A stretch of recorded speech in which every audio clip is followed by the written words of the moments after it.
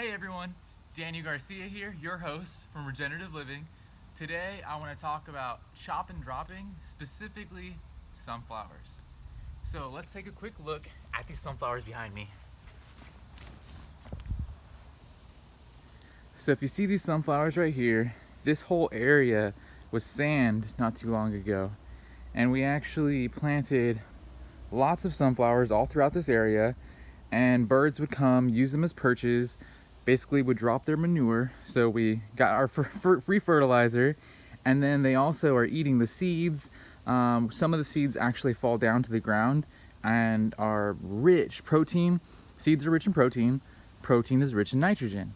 So that's where we're getting a lot of our main ingredient for growing plants is from the seeds, and again from their fertilizer, from their poop.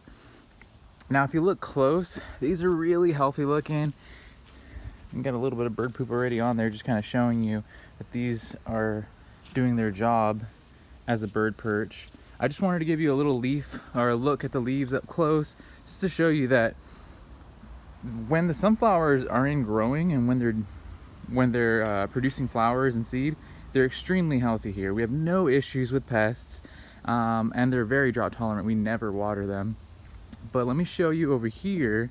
So our front yard right now is under construction, so a lot of it is still not up to the regenerative living par. This is where we're using amaranth as a chop and drop instead of sunflowers. But right here, I want to show you this specifically.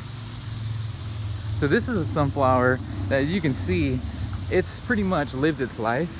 It's went to seed, and the birds have actually ate majority of that seed, dropped tons of fertilizer. But what I really wanted to show you too is that look at all those pests, right? People think, they look at that and they're like, oh my gosh, my garden is infested. Excuse the vehicle. But the idea is that these pests, they actually are only showing up when the plant is ready to be decomposed.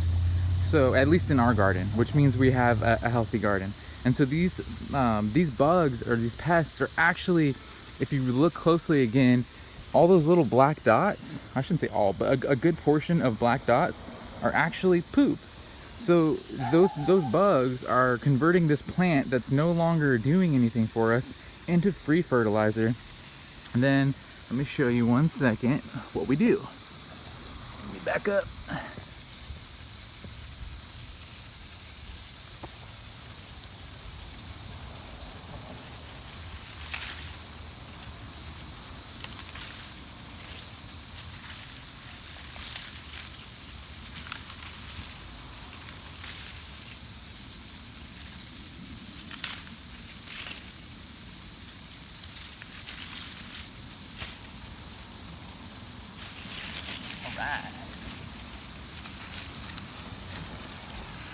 So we're going to take you over here to a static compost pile that we're building, and we're actually watering right now.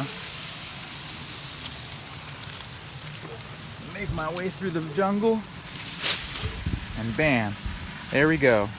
Let me back up so you can see the whole thing.